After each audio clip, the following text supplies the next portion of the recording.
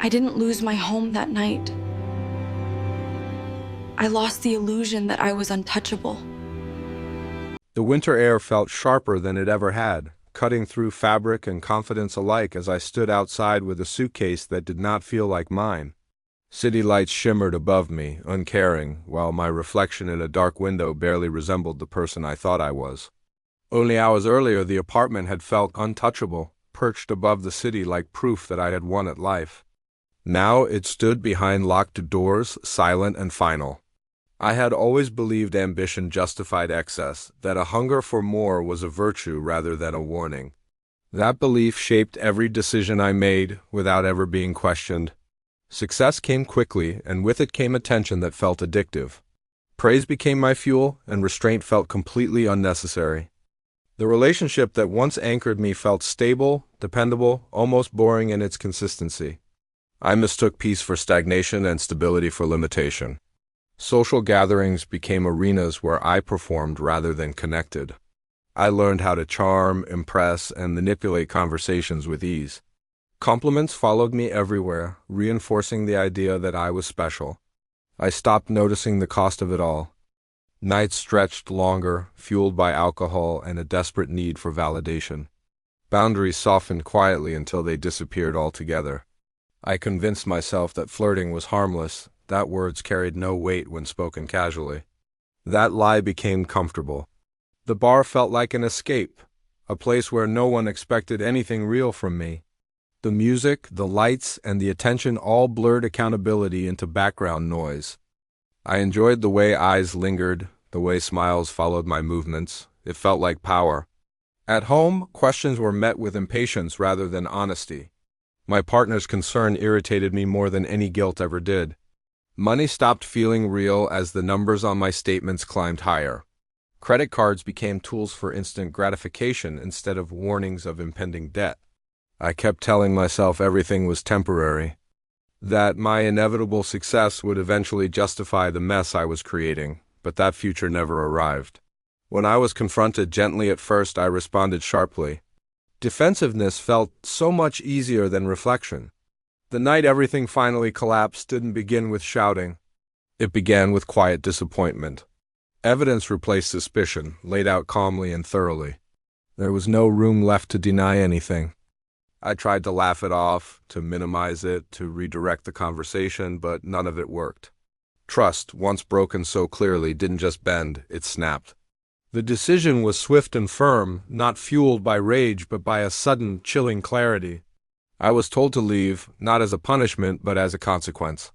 Standing outside with my belongings felt completely unreal, like a scene meant for someone else. Humiliation settled in slowly, heavy and unavoidable. I walked without any direction, replaying moments I had dismissed too easily. Each memory now carried a new, crushing weight. The city looked different when it no longer felt like it belonged to me. Every familiar place now felt accusatory. I sought answers where I thought I had found understanding. I went back to the bar, but it no longer felt welcoming. The truth I uncovered there hurt more than the confrontation at home. What I had mistaken for connection had been mere observation. Every drunken confession I had made had been recorded. Every flirtation had been noted. I realized just how predictable arrogance makes a person. My own confidence had made me careless. A brief flare of anger quickly faded into profound shame. I had personally handed over every tool that was used against me. Leaving that place felt like shedding a fragile illusion I had been clinging to so desperately, and reality was following closely behind. The night ended in a small, sterile room that smelled of disinfectant and regret. I finally allowed myself to feel everything at once. Morning came without mercy. The consequences lined up patiently, one after the other. Messages arrived from work, formal and cold. My access was revoked, meetings were scheduled, and explanations were demanded. Friends stopped responding, not out of cruelty, but out of caution. A reputation, I learned, dissolves much faster than money. For the first time in years, I saw myself clearly. The image was uncomfortable, but it was honest. I hadn't been unlucky. I had been reckless. I hadn't been misunderstood. I had been entitled. The weight of responsibility settled in quietly, without any drama. There was no one left to blame. I downsized my life quickly, trading luxury for necessity. Each step felt like both a loss and a lesson. The mirror reflected someone stripped of all performance. The person looking back felt unfamiliar, but real. I learned how little I actually needed to survive. Comfort had never equaled happiness. Work became about effort rather than image. Humility began to replace ambition's sharp, cutting edge. The days passed slowly, measured by the small acts of rebuilding rather than by spiraling regret. I stopped looking for shortcuts. I started accepting my limits. Occasionally, memories would surface uninvited, but they no longer controlled me. I finally understood that all that flirting had never really been about attraction. It had been about validation. The need to be seen had outweighed the need to be trusted. That simple imbalance had destroyed everything. I learned that charm without integrity is just manipulation, and manipulation, I now know, always collapses eventually. Forgiveness from others remained uncertain. Self-forgiveness came last. I stopped performing for an audience that no longer existed. Quiet became tolerable, then comforting.